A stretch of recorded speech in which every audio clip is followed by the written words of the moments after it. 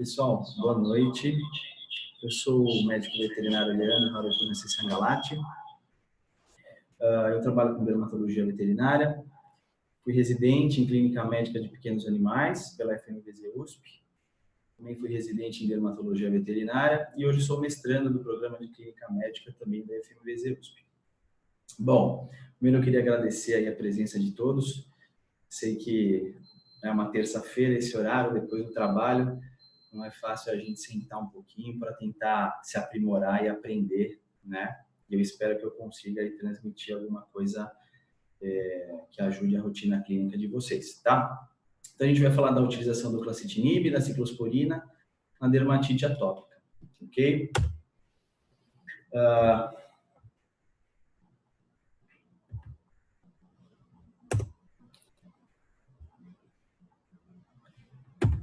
Deixa eu ver aqui se a gente está passando o slide.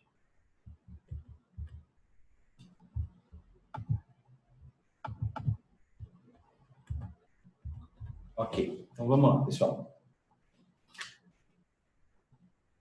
Então, vou falar um pouquinho aqui da dermatite atópica, né? Então, essa é a definição vigente que a gente tem, já um pouco antiga, né? Então, ela é definida como uma afecção cutânea com predisposição genética e uma natureza alergo-inflamatória, né, de manifestações clínicas características, associada à produção de anticorpos da classe IgE, mais comumente direcionados contra alérgenos ambientais. Essa é uma definição bastante arcaica, já antiga, né? E ao longo dos anos a gente vem incrementando essa definição, né? Então, hoje a gente tem muito mais conceitos adicionais, né? A gente poderia dizer que a dermatite atópica é uma síndrome, né? Porque ele é um conjunto de manifestações, né?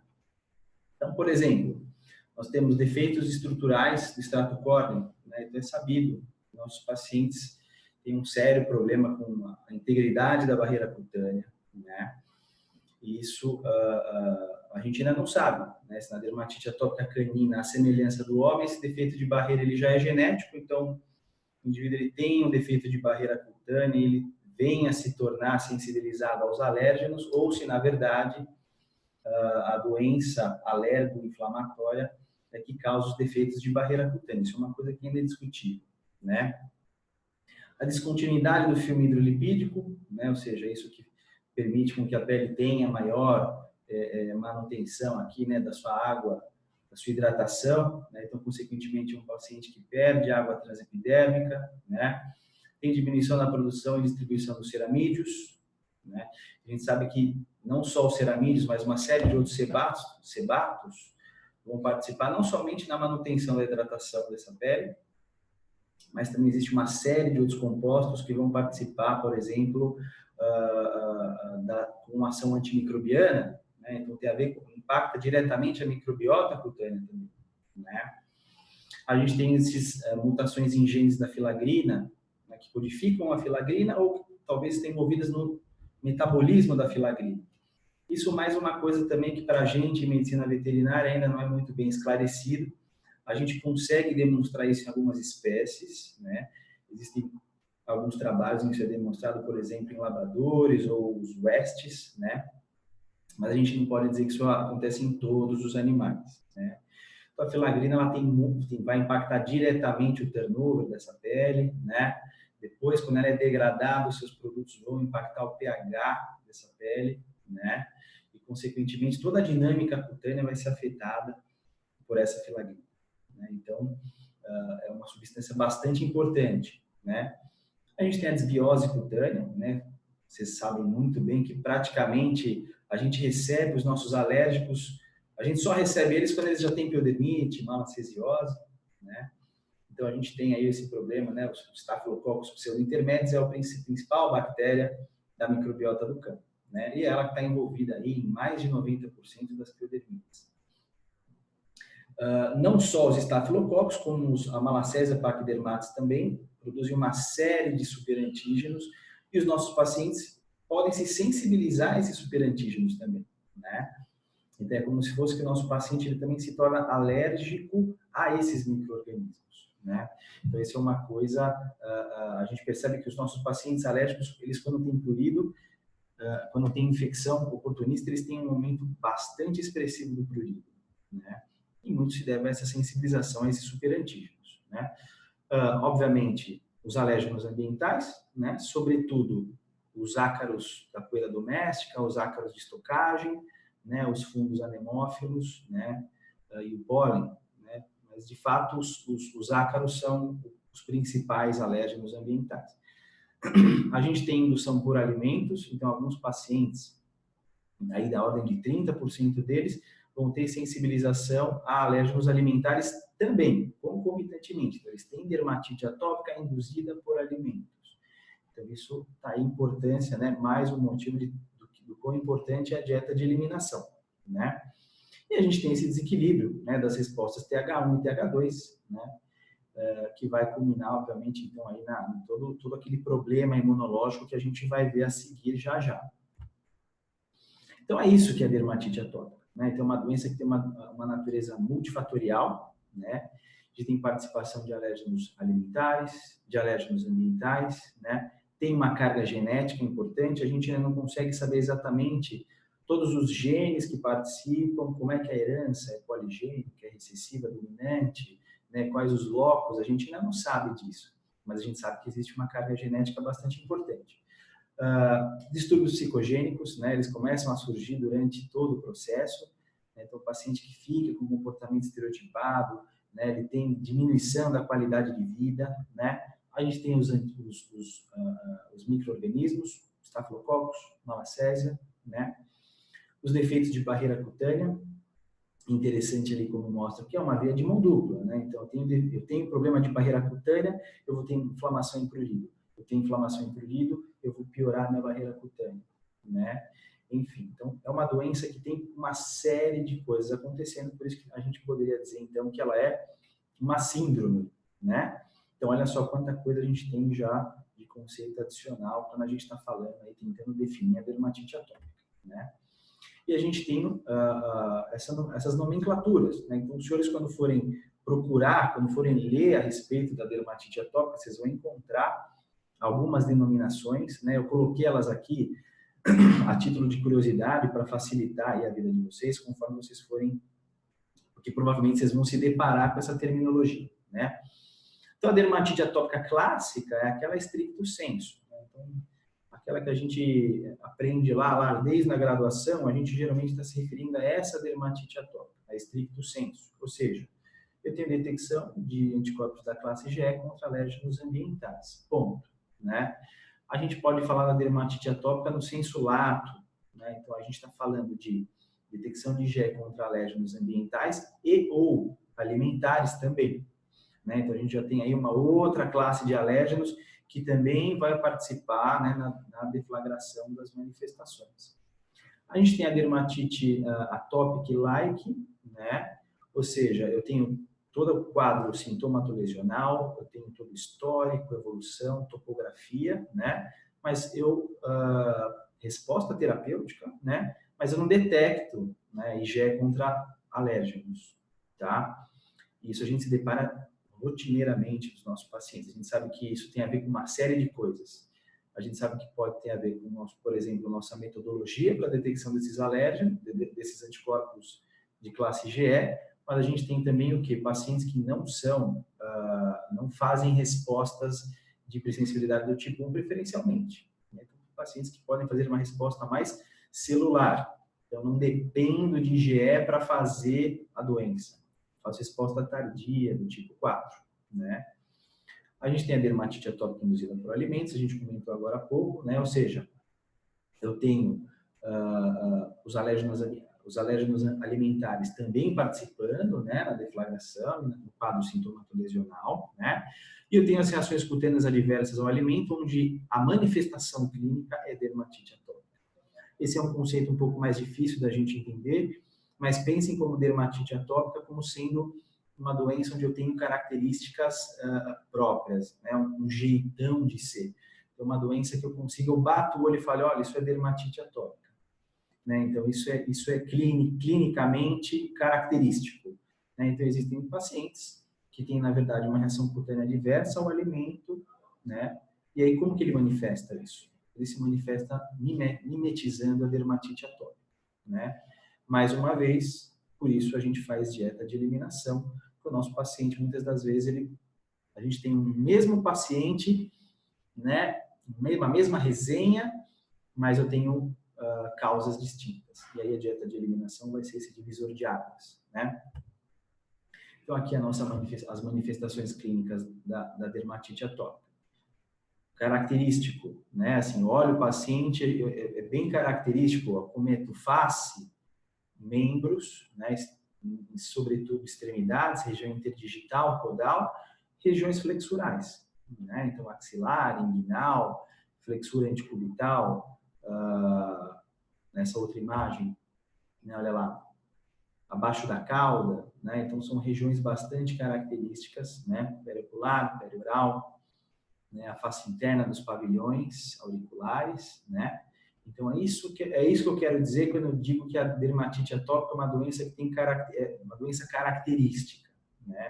Eu bato o olho, eu consigo pegar um dermograma e desenhar meu paciente, né? Os sítios lesionais, né? E isso eu já não tenho dúvidas, né? É lógico que clinicamente eu não tenho dúvidas, mas eu preciso fazer provas para comprovar que de fato meu paciente tem dermatite atópica, mas clinicamente é bem característico. Nessa imagem ele faz aqui, né, olha lá, faz a ressalva de que isso é na verdade o quadro sintomatolesional da reação cutânea adversa ao alimento e a dermatite atópica, né? Então, as duas doenças comungam do mesmo quadro sintomatolesional. Embora eu possa ter pacientes que tenham alergia ao alimento e tem uma outra característica sintomatolesional, né? Mas na grande maioria das vezes a gente observa isso. Eles comungam das mesmas características. E lógico, né? A gente tem algumas particularidades relacionadas às raças, né? Embora eu tenha meio que um jeitão, eu consigo desenhar com facilidade quem que é o meu paciente com dermatite atópica, né? Eu tenho raças como, por exemplo, West, né? Se vocês forem lembrar dos critérios de Favreau, que são 8, um deles é falar que o dorso não é acometido, né? O West é uma exceção, né? Então, olha lá, ele é acometido no dorso. Então, uma característica racial, uma particularidade racial. Ou eu tenho, por exemplo, aqui o nosso amigo, não tão amigo, né? O Sharpei, né? Que ele tem um quadro generalizado, né? Eu não tenho, já não é tão localizado, não é tão distinta a localização dos locais. Também uma característica racial, né? Então isso é bastante legal. Isso é uma coisa que a gente precisa investir cada vez mais, né? De entender como é que é a característica, né, nas diferentes raças. E esse é um trabalho que mostra, né? Que mostra isso, tá? Que mostra que isso de fato existe. E a gente tem o gato, né? No gato seria até talvez incorreto falar em dermatite atópica felina, né? A gente fala em dermatite atópica-like felina, né? Porque no gato é tudo mais difícil, é tudo mais complicado. Você sabe muito bem, praticamente para tudo é assim, né? Mas basicamente os gatos são acometidos sobretudo em face e região abdominal ventral, inguinal, né? A gente tem algumas diferenças dependendo da causa, né? Como, por exemplo, os gatos que têm reação cutânea adversa ao alimento geralmente têm o quadro facial mais importante, né? O quadro facial mais importante, há quem chame isso, por exemplo, de síndrome da mutilação cérvico-facial, né? Então, o gato que é acometido por um quadro de reação cutânea adversa ao alimento tende a concentrar mais lesões na face. Mas isso não é uma regra, né? Aqui eu tenho um paciente com dermatite atópica-like e também acometido face, né? E o nosso paciente que tem DAP, né? Obviamente, cauda, região lombo-sacral, também vão ser locais que vão chamar a atenção no exame clínico, no exame físico, né? Então, a dermatite atópica, ela tem essa sutileza, né? De ser uma doença que tem apresentações distintas, né? Então, todos esses pacientes têm dermatite atópica, né? Mas numa natureza lesional, um estágio de evolução, uma preferência quanto ao tipo de resposta que eu vou fazer, né? Imediata, celular, tardia, né? Mas todos têm dermatite atópica. Então, a gente tem esse primeiro paciente, né? Esse pitbull, que é o paciente eczemático, né? Ele faz um quadro de eczema, eritema, bastante prurido, né? Então, ele é o cara mais clássico, é o alérgico clássico. Você sabe que o cara é alérgico, né? E a gente tem esse segundo paciente aqui, esse West, né? Esse outro paciente aqui também, que já tem um quadro bastante distinto. Eu já não estou falando de eczema, né? Eu já estou falando de lignificação, né? De hiperpigmentação, né? Aqui um quadro em lençol, né? Olha só como eu tenho evidenciação dos sulcos cutâneos, né? Então, já um quadro crônico, espessamento, né? De uma acantose, né? Então, esse é um paciente que já o tipo de resposta que esse paciente faz é totalmente diferente desse paciente, né? Eu tenho aqueles pacientes em que eles têm preferências, né? Então, o quadro, ele incomoda o proprietário porque ele é muito concentrado nas patas. O proprietário não vê mais nada, né? Ele só vê um quadro de pododermatite, né? Eu tenho um paciente que é bem localizado o problema. Eu tenho um paciente que, como esse cara aqui, que às vezes, obviamente, ele pode... Esse quadro otológico pode estar nesse ou nesse paciente, tá? Mas eu tenho pacientes em que, às vezes, isso na ordem de 10% das vezes, em que o único problema é otológico. A única manifestação é otológica, tá? Ou seja, nós temos, de fato, uma doença que tem multifacetada, né? E no nosso paciente felino, mesma coisa, né? Esse primeiro paciente, né, o paciente que o felino com alopecia bilateral e simétrica, o pesadelo de todo veterinário, né?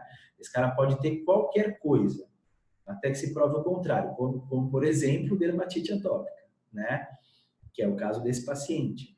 Eu posso ter um paciente que se manifesta com complexo granuloma eosinofílico, né? Aqui é uma úlcera indolente, aqui nessa outra imagem uma placa eosinofílica, né?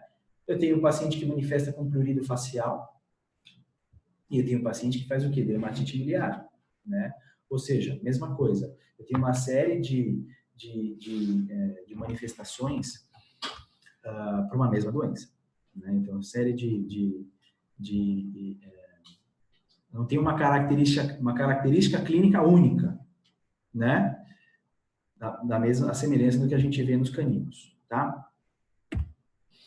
E aqui toda essa bagunça, na verdade, não estou sacaneando ninguém, né? Mas é para a gente entender como a dermatite atópica, como a gente tem mecanismo, né?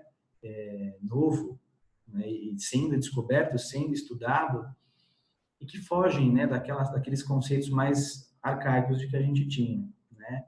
Então aqui a gente tem, né? Aqui a barreira cutânea já não íntegra mais, né? O que vai facilitar a penetração de alérgenos, né? De colonização, né? E aí a gente vai ter um evento que é bastante importante para a gente, que é o dano epitelial, né? Quando a gente tem o dano epitelial, a gente tem a formação de citocinas que estão relacionadas ao dano no epitélio, ao dano da barreira, né? Então a gente tem como destaque aqui, por exemplo, a TSLP, a IL-25 e a IL-33. Qual a importância dessas citocinas? Eu tenho dano no epitélio, né? Produção dessas citocinas pelo queratinócito, e essas citocinas vão, né, fazer a comunicação com as células do sistema imune, né? Como aqui no caso, uma célula imune do sistema, uma ILC, né? Que é uma célula do sistema imune, é inato, ou as células TH2, TH1, né? E vai estimular o quê? A produção de outras citocinas, como a IL-5 e a IL-13, que são citocinas clássicas de resposta ao TH2, né? Aqui é a mesma forma, a mesma coisa, só que já falando de um linfócito TH2. Ou seja, eu tenho um dano na barreira cutânea, e aí eu tenho um desvio, né? Um desvio do meu padrão de resposta, preferencialmente para uma resposta TH2.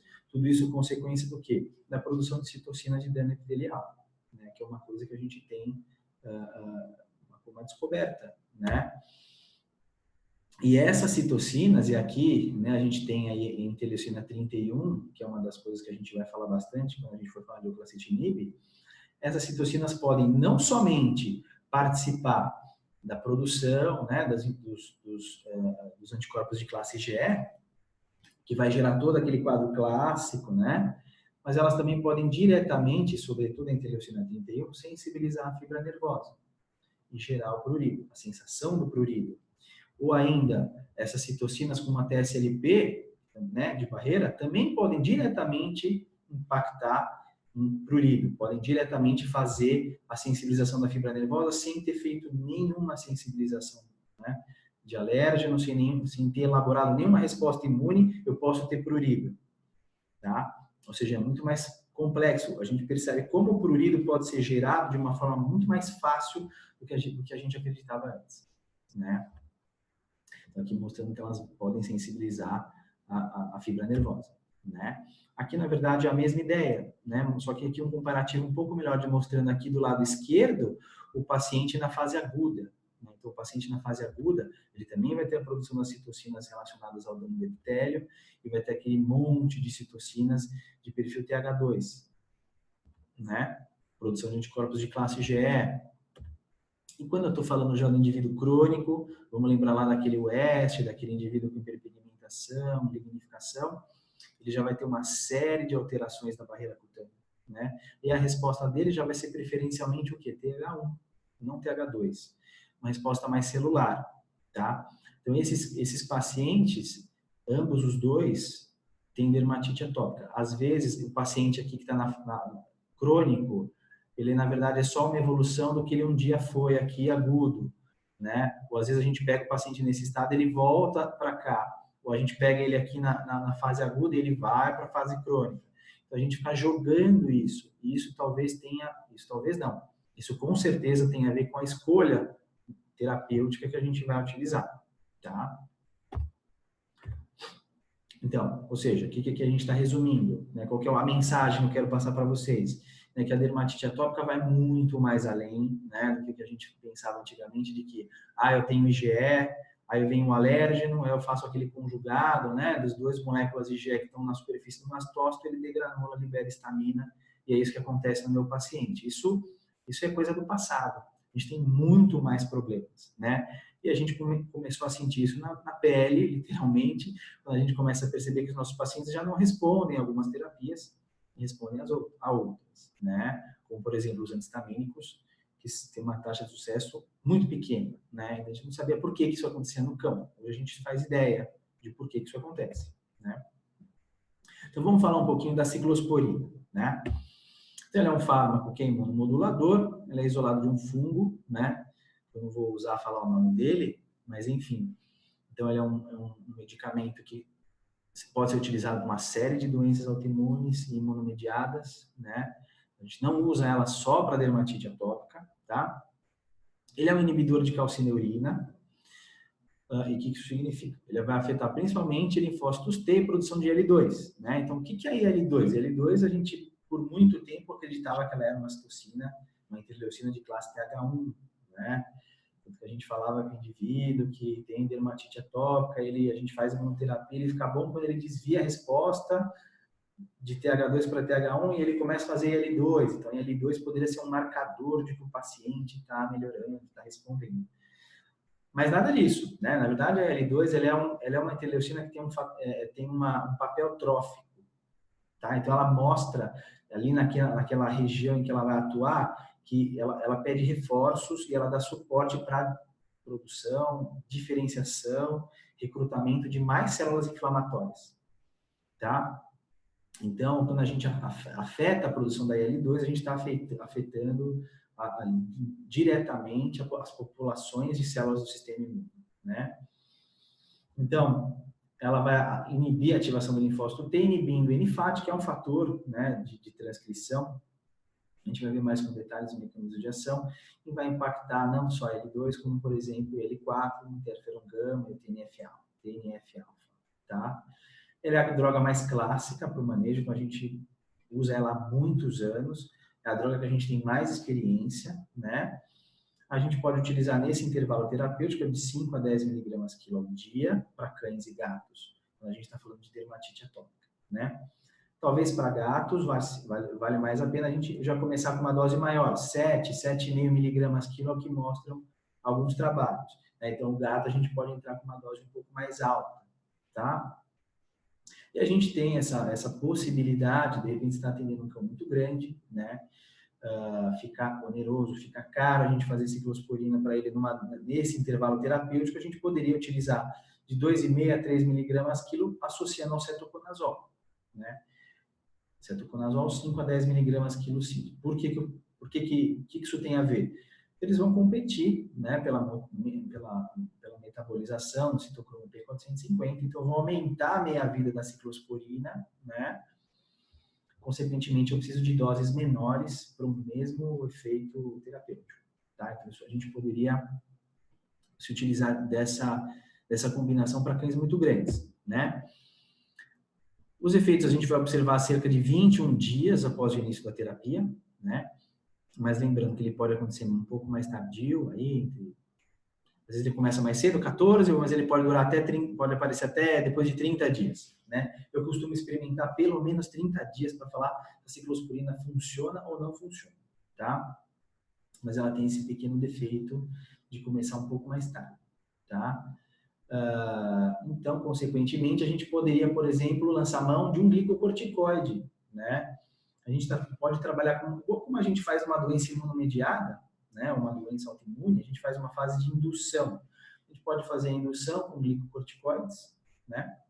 Nas primeiras 2 a 3 semanas da terapia, por exemplo, prednisona, prednisolona, 61 mg quilo e posterior regime de desmame, né? Ou seja, eu entro com as duas drogas. Eu entro com ciclosporina e o glicocorticoide. A ciclosporina só vai fazer efeito daqui a 21 dias. Até lá, o que acontece? Deixa o paciente se coçando? Não, o corticoide vai estar lá atuando e vai estar fazendo, dando conforto para o paciente, tá? A semelhança do glicocorticoide, eu poderia usar o buclacetinib, tá? Então, eu posso usar ele da mesma forma nessa fase de indução. Então, tem um trabalho aqui de 2016 que mostra que a gente pode fazer a semelhança dos glicocorticoides até 3 semanas. Então, eu entro com a ciclosporina e eu entro com o clacetinib. Eu mantenho o clacetinib até a 3ª semana, depois eu tiro ele e eu continuo só com ciclosporina, né? Porque a gente já vai ter os efeitos dela, tá? O uso concomitante do ômega 3 pode reduzir a dosagem necessária, né? A dosagem mínima necessária da ciclosporina. A gente tem esse trabalho, né, de 2016 que mostra isso. Por quê? Porque o ômega 3 ele é um fármaco, na verdade não é um fármaco, ele é um nutracêutico, né, que ele compete com ácido araquidônico, né, pela ciclooxigenase, então consequentemente eu tenho uma ação anti-inflamatória, né, então é como se fosse que eu tenho mais um aliado para combater aquela inflamação. E além de que também o ômega 3 ele vem sempre, né, em diferentes proporções, mas ele vem associado ao ômega 6 em algum grau. O ômega 6 tem uma importante função de manutenção da barreira cutânea, né? Então, eu vou me beneficiar, meu paciente vai se beneficiar dessa melhora da barreira cutânea, mais um aliado com ação anti-inflamatória, então acaba impactando lá na frente, precisando de menos ciclosporina, tá? Uma coisa bastante interessante dela é isso da gente poder fazer a redução de dose, né? Então, eu posso mexer com dose, posso mexer com frequência. Para quê? Para buscar uma dose terapêutica mínima. O que eu posso fazer? Eu tenho um paciente que faz uso de ciclosporina. Legal. Quando eu chego lá, por volta dos 60 dias, eu atingi uma resposta satisfatória, né? Ou seja, o paciente respondeu bem. O que eu posso fazer? Eu posso experimentar, por exemplo, fazer um espaçar. Eu posso começar a fazer EDA ciclosporina, né? Eu posso começar a fazer a cada 72 horas, né? E ver se o meu paciente continua respondendo. Ele continua tão bem quanto usar CID, ele fica usando EDA. Ótimo, eu consigo menos medicamento e manter uma mesma resposta terapêutica, tá? É lógico que às vezes isso não é eterno, ou seja, eu passei para EDA, aí ele ficou bem EDA ainda, com uns 2, 3 meses, depois ele volta a ficar mal, não tem problema, eu volto o CID. Quando a gente observa muito isso? Por exemplo, paciente que tem dermatite atópica e tem muita crise no verão, né? De repente, no verão eu posso fazer CID, eu chego no inverno, outono, eu posso fazer EDA, tá? Então, essa é uma coisa que a gente pode fazer com a ciclosporina, é uma vantagem dela, né? A gente tem que ter uma cautela, né, nos pacientes que são FIV-FeLV, né, pacientes que têm neoplasia ou histórico de neoplasia, né, os quadros infecciosos graves, né, nesse caso aqui a gente indica, na verdade, suspender, né, até segunda ordem o medicamento, né, E os felinos soronegativos para toxoplasma. Isso é uma coisa que vocês vão encontrar bastante em discussão nos trabalhos, quando a gente fala de ciclosporina para gatos, né? Na verdade, eu acho que é mais uma coisa que a gente precisa comunicar ao proprietário, né? Porque quando a gente está falando de soro negativo para toxoplasma, a gente está falando de 80% dos gatos, né?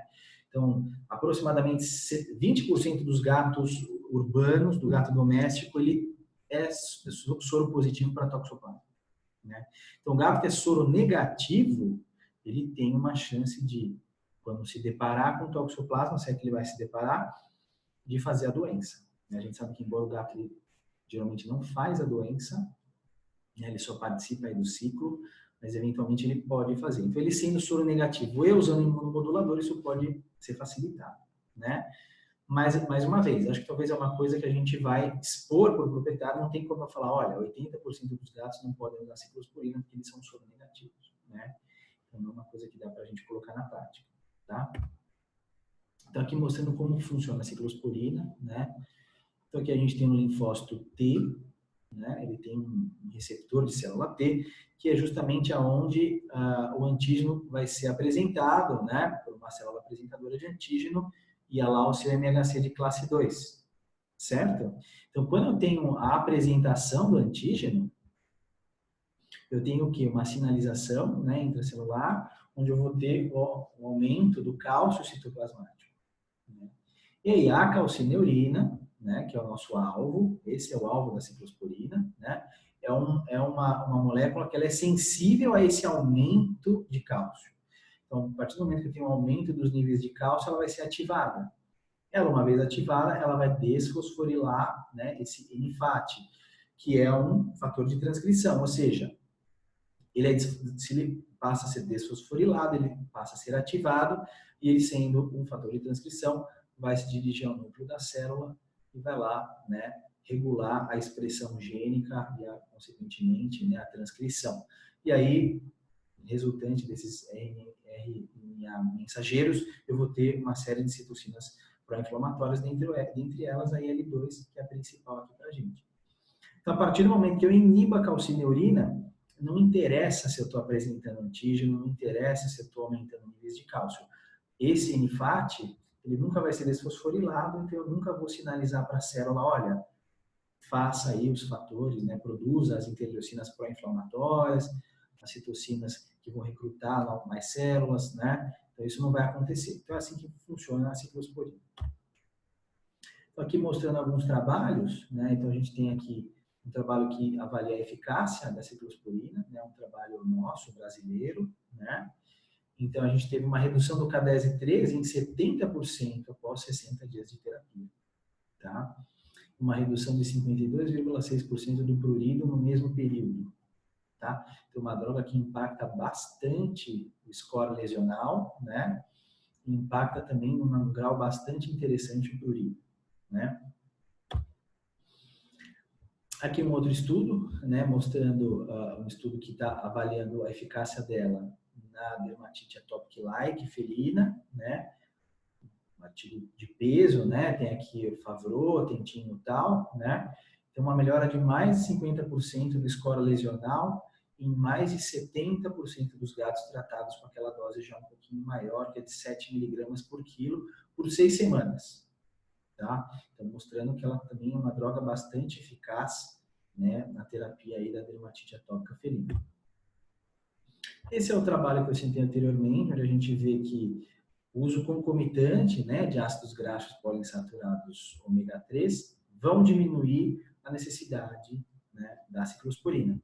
Então, uma redução média de 36% da dose de ciclosporina. Isso é bastante interessante, né, quando a gente usa o ômega 3 nessa dose, né, de 40 para 25 miligramas quilo de EPA e DHA, que é o que geralmente a gente em dermatologia utiliza, né? Geralmente essa é uma dose bastante distinta daquelas que a gente vê em bulas, né, de ômega 3, né, uma dose bem mais alta, né, mas essa é a dose que a gente utiliza quando a gente está pensando em terapia dermatológica, tá?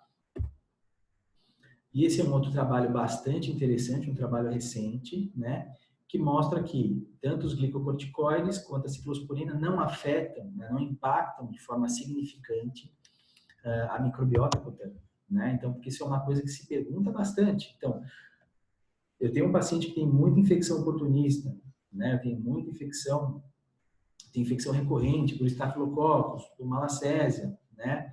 E aí, vou usar um imunomodulador, o paciente não vai ficar pior, né? A gente vê por esse trabalho que não, né? Então, usar a ciclosporina não vai aumentar o risco do meu paciente ter piodermite ou malacesiose, tá? Muito pelo contrário. Quando eu estou falando aqui de diminuição da inflamação cutânea, eu vou ter uma outra dinâmica, né? Eu vou melhorar a produção dos meus ceramídeos, dos meus sebatos, né? O turnover vai ser melhor, né? E mais importante ainda, a pele quando inflamada, ela expressa ligantes para micro-organismos, né? Ela expressa vitronectina, fibronectina, que são como se fossem sítios, né? Para que esses micro-organismos se acoplem. Então, a pele não inflamada, quando eu uso uma ciclosporina, ela vai expressar menos, eu vou ter menos adesão desses micro-organismos, tá? Então, efeito positivo, né? E agora, falando um pouquinho do oclacitinib, né? Então, ele é inibidor seletivo da Janus quinase 1, né? E vai afetar a sinalização das interleucinas 2, 4, 6, 13 e 31, né? São de caráter pró-inflamatório, né? São prolitogênicas, né? Em especial aqui para a gente, a interleucina 31. Esse é o alvo principal do oclacitinib, né? Que é uma interleucina que tem uma importância muito grande no prurido dos cães, né? Então, quando a gente está falando, por exemplo, no homem, o antistamínico funciona bastante. Por quê? Porque a histamina tem um papel muito importante no prurido do homem. Para nós, não. Para nós, a interleucina 31 é que é mais importante no prurido, né? Então, por isso ela, então, tornou-se alvo terapêutico para a gente, né? Ela vai ser produzida pelos linfócitos T e aí ela, né, depois da exposição aos alérgenos, né? E essa interleucina, ela tem a incrível capacidade de sensibilizar as fibras nervosas. Então, linfócito T produziu interleucina 31, ela já vai direto na fibra nervosa e vai conduzir a sensação de prurido, né? E além de que também ela vai participar na ativação de outras células de comportamento inflamatório, ou seja, ela age também recrutando outras células para chegar ali no sítio lesional e amplificar essa resposta inflamatória, né? Então, qual que é o uso recomendado para cães? 0,4 a 0,6 miligramas quilo 2 vezes ao dia por até 14 dias. E o recomendado é que após esse período a gente retome a dose, uso CID, uma única vez ao dia para a gente fazer a manutenção. Como é que é a minha experiência? Eu, particularmente, entro em 90% das vezes já CID, né? Eu não dou esse gostinho do proprietário saber que ele pode ficar melhor tomando 2 vezes, né? Para depois eu falar, olha, agora é só uma vez. E aí o animal tem uma discreta piora. E os trabalhos mostram que essa discreta piora acontece. Então, eu particularmente gosto já de entrar uma única vez ao dia. Tá? Então, já entro com o oclacitinib e CID, né? E a gente tem uma recomendação já extra-bula. Então, tudo bem? Aqui a gente não está falando de... Para a gente utilizar o oclacitinib em gatos, eu preciso de um termo, né, de consentimento do proprietário, né, um termo para esclarecer que não é um fármaco recomendado por bula, tá? Mas a gente tem trabalhos que mostram que a gente pode utilizar o oclacitinib em gatos com uma certa segurança, tudo bem? Mas a gente ainda não tem viés de bula para isso. A gente usa uma dose já bem mais alta, né, de 1 a 2 miligramas quilo BID por 28 dias. Né? Então, pelo menos isso é o que esse trabalho de 2019, desse ano, trabalho nacional, mostra. Tá?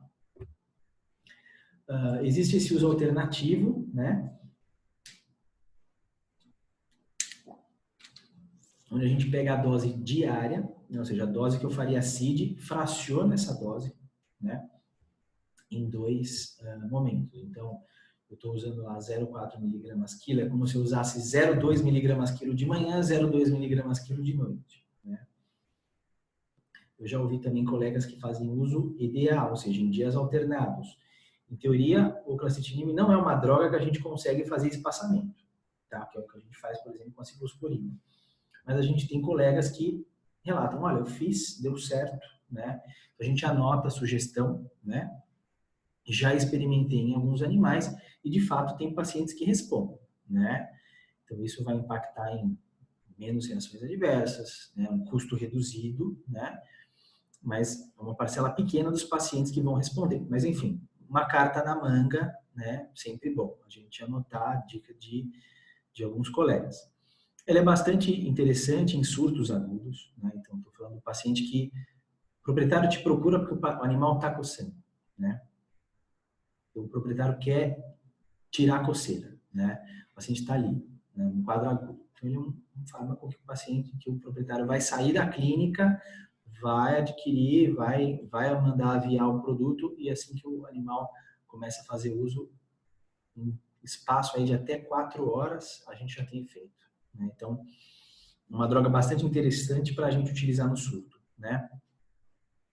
Tomar bastante cuidado quando a gente está falando de prurido de origem não alérgica, tá?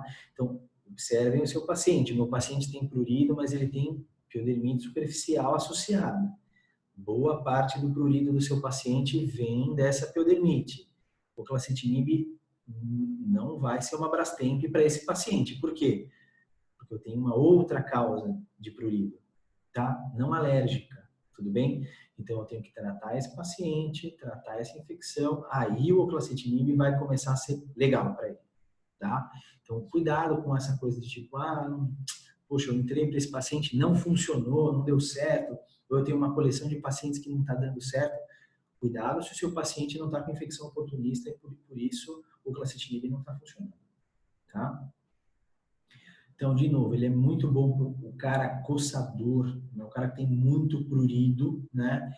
Que é aquele cara do eczema, o cara que faz um perfil TH2, hipersensibilidade tipo 1, imediato, o cara que tem muita coceira. Para ele, o clacetinib vai muito bem, né? E lembrar aí que não é recomendado a gente associar a outros imunomoduladores em longo prazo. A gente viu, né, o trabalho que dá para associar com ciclosporina na fase de indução nas 3 primeiras semanas, mas 3 primeiras semanas. Não posso fazer uso contínuo dessa associação com a ciclosporina, com glicocorticoides, com outros imunomoduladores. Né? De repente o paciente precisa tomar porque ele tem outro, tem comorbidades, né? Então ele de repente precisa fazer uso de um micofenolato, de uma azatioprina. Não é interessante a gente fazer uso do clacetinib para esse cara, tá? Então, como é que ele age? Né? Então, aqui é o sítio de ligação, né? Daqui essa é uma Janus quinase, que é um receptor de superfície, né? Então, quando a interleucina 31 se acopla, né, a esse dímero, né, de Jacques, né? Essas Jacques vão ativar a STAT, né? Então, elas vão fosforilar e fazer a formação de um dímero de STAT. O que é esse STAT? Também é um fator de transcrição, ou seja, é uma molécula que, a partir do momento que ela está ativada, ela vai adentrar o núcleo da célula e vai diretamente no seu DNA, né? E vai, digamos, influenciar a expressão gênica e, consequentemente, a transcrição, né? E aí, daqui vão ser produzidos uma série de interleucinas pró-inflamatórias, citocinas, quimiocinas, né? Que vão amplificar a resposta inflamatória e o prurido também, tá? Esse aqui é um outro trabalho nacional, né? Onde a gente tem uma redução superior a 50% da intensidade do prurido, né, em 85% dos animais, quando a gente faz o uso BID, né? E a gente tem ainda 55% dos animais que tiveram o mesmo sucesso quando do uso CID, né? Então, uma taxa bastante interessante, né? Sobretudo quando a gente usa BID, né? Aqui um comparativo, né, em relação ao tempo de ação. Então, a gente vê, comparando o clacetinib com a prednisolona, né, e a dexametasona, ele é um fármaco que age muito mais rápido até do que um glicocorticoide. Então, eu vejo os efeitos muito rapidamente. Em 1 hora eu já tenho um pico plasmático. Em até 4 horas eu tenho um efeito clínico máximo, terapêutico máximo, né? Aqui um trabalho que a importância dele aqui é mais em relação à segurança, não eficácia, né? Mas do uso do clacetinib em gatos, então a gente vê uma tolerância boa em 1 a 2 miligramas por quilo, né? sem impacto significativo em uma série de parâmetros clínicos, né, parâmetros laboratoriais, né. O negócio que a gente vê é lógico, em doses maiores, uma maior ocorrência de vômitos ou fezes amolecidas, né. Mas é um trabalho que mostra a segurança do clacitinib, né, para gatos. E aqui já um estudo tentando já demonstrar a eficácia clínica, né? Onde também controlado com o controle aqui é a metilprednisolona. Então, comparando a eficácia dele com a de um glicocorticoide, a gente viu uma melhora média de 61% do quadro lesional e 53% de prurido. A dose aqui foi de 0,7 a 1,2 miligramas, que a gente vê aqui nos comparativos. A redução, quando a gente está falando do clacitinib, que é o em azulzinho, é maior em praticamente todos os parâmetros, né? E aqui um trabalho mostrando já o uso de longo prazo do clacitinib. Então, tem pacientes aqui que chegaram até quase 2 anos, né, sendo acompanhados a cada 90 dias, né, fazendo uso de longo prazo do clacitinib, né? Na média, os pacientes foram avaliados por 1 ano, né? Então, 63,9% dos animais tiveram uma redução do prurido, né, em mais de 50%, ou maior ou igual a 50%, e mais de 91% dos animais tiveram melhora na qualidade de vida, né? Um N bastante importante, 247 cães. Então, um trabalho bastante interessante que mostra, né, embora não seja, um cão vive muito mais do que isso tomando o clacitinib, mas já é um trabalho que já mostra que a gente, né, a longo prazo, a gente pode utilizar o clacitinib sim, tá? Então, se a gente fosse fazer um comparativo hoje entre o clacitinib e ciclosporina, o que a gente pode levantar, né, de pontos-chave, né? O que seria o ponto mais forte de cada um desses medicamentos, né? Então, eu penso no clacitinib quando eu estou falando em crises, né? Em crise eu penso imediatamente no clacitinib, esse é um ponto super forte dele. Efeitos rápidos, né? Então, o paciente que eu quero que ele pare de coçar ainda hoje, eu vou pensar no clacitinib. Ciclosporina é um cara que eu estou planejando em médio prazo, né? Dietas de eliminação é um medicamento excelente para a gente utilizar durante a dieta de eliminação. Como os senhores bem sabem, a dieta de eliminação tem que ter pelo menos 8 semanas. E aí, meu paciente vai ficar 8 semanas se coçando? Não, né? Eu posso utilizar o clacitinib e 7, 10 dias antes dos momentos de avaliação eu posso suspender. Então, deixo meu paciente bem, confortável com a dietinha dele lá em casa. Quando ele vem até mim, eu quero que ele esteja 7, 10 dias já no medicamento suspenso. Então, é um medicamento legal que a gente pode usar para isso.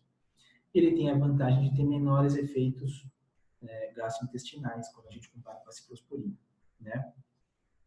E a nossa amiga ciclosporina?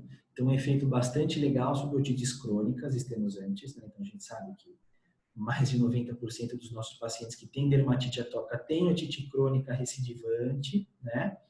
Então, consequentemente, é um problema bastante comum, né? Então, os caras que precisam de um cuidado especial com as orelhas, a ciclosporina se sai muito melhor que o clacitinib, né? Um ponto forte dela. A gente tem essa possibilidade de uma redução de dose e frequência, né? Que é uma coisa que a gente não vê no clacitinib, pelo menos não de forma corriqueira, né? Lembrar que ela tem efeitos já a médio prazo, né? Então você não pode esperar que ela vai te dar esse benefício imediato. Um maior potencial anti-inflamatório, pelo menos clinicamente é o que eu percebo, né? Então os pacientes que precisam de mais melhoria ali, né? Um restabelecimento maior da barreira cutânea, a ciclosporina é melhor, se sai melhor, né? E um ponto negativo é que ela tem maior efeito sobre o trato gastrointestinal. Então, de repente, a gente está falando de um paciente mais sensível, que já tem um histórico, então a ciclosporina é um cara que a gente precisa pensar 2 vezes, né, ou fazer uma introdução um pouco mais cuidadosa. E para finalizar, né, isso acho que fica aí a mensagem final, quando a gente está falando de comparação de eficácia, né, de clacitinib, ciclosporina, a gente percebe que, embora, né, por razões óbvias, a gente vê o clacitinib funcionando muito mais rápido, né, então ele atinge os efeitos sobre a escala visual análoga de prurido, ele atinge muito mais rápido.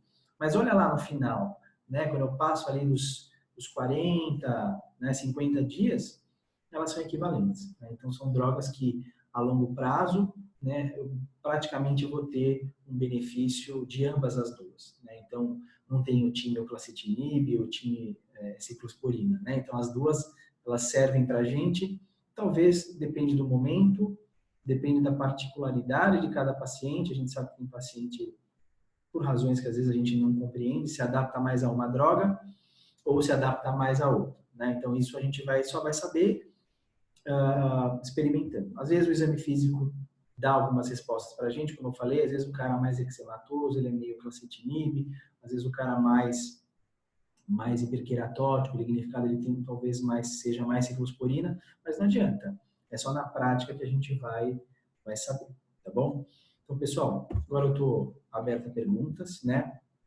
Eu deixei aqui só para vocês terem aqui de base as publicações que são os nossos guias hoje para terapia da dermatite atópica, né, os guidelines. Provavelmente no ano que vem vai sair uma publicação de bastante impacto, né, uma revisão aqui desse guidelines de 2015, que a primeira edição foi de 2010, né, a gente está esperando aí esse guidelines, mas basicamente essas são hoje as nossas condutas vão ser baseadas nesses documentos, tá bom?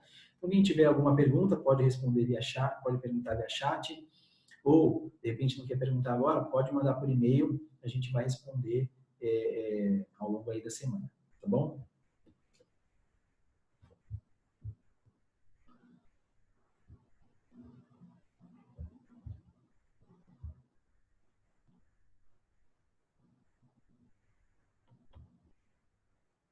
Pessoal, então a gente não tem perguntas agora via chat, tá? Então, quem quiser deixar as perguntas por e-mail, vai ser um prazer para mim responder. Eu agradeço a presença de vocês, espero que eu tenha acrescentado alguma coisa na rotina clínica de vocês, né? Enfim, qualquer dúvida a gente está aí. Obrigado mais uma vez e uma boa noite a todos.